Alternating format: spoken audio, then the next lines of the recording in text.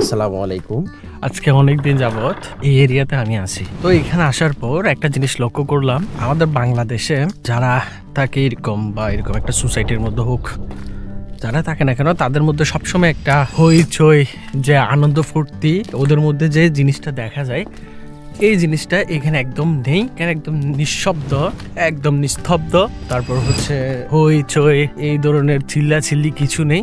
আপনারা একটা জিনিস লক্ষ্য করলে দেখবেন, এখানে এর একটা গড়, এইদিকে আরেকটা গড়।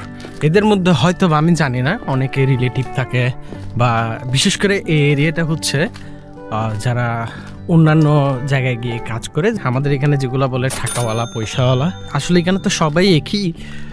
তবে এই জায়গায় চলে আসছে থাকার জন্য, এটা সোসাইটি নিয়ে জাস্ট ঘর করে তারা এখানে থাকে। বা এখানকার এখন বর্তমানে যারা রিটায়ারমেন্ট নিয়ে নিছে তারাও এখানে এইভাবেই ঘর করে, এরকম একটা ঘর করে এরা থাকে। আপনারা যদি লক্ষ্য করেন এখানে দেখবেন, ফর এক্সাম্পল দেখেন, এর ঘর যদি এটা হয়, আরেকজনের ঘর এইটা। আমরা বাংলাদেশে যেমনটা করি, একজনের সাথে কথা বলতে আসি বা ঘরে আসি বা কোনো একটা ফাংশনে একজনকে একজন ইনভাইট করি, তো এদের মধ্যে এটা নাই। এরা যে যার মতো, সে তার পরিবার নিয়ে এবং অপরজন তার পরিবার নিয়ে খুব হ্যাপিতে থাকে।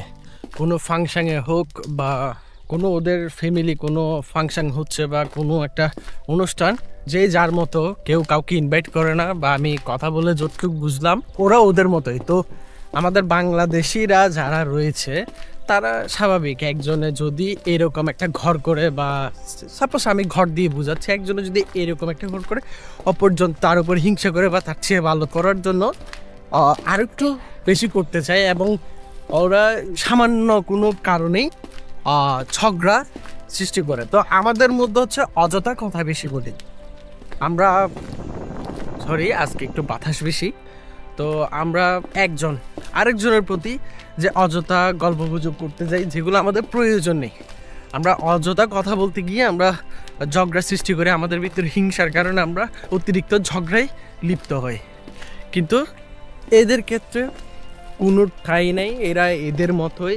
এরা যদি একজনের বাড়ির সামনে আরেকজন ময়লাও ফেলে, ওরা তো ফেলে না, যদিও ফেলে আরেকজন মালিক পরিষ্কার করে দিয়ে যায়।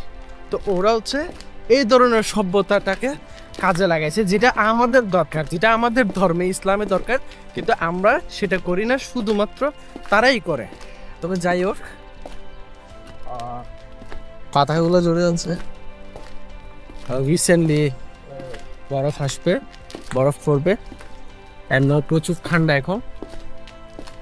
তো যাই হোক, শুধুমাত্র এই কথাগুলো বলার জন্য আপনাদের সাথে আসছি।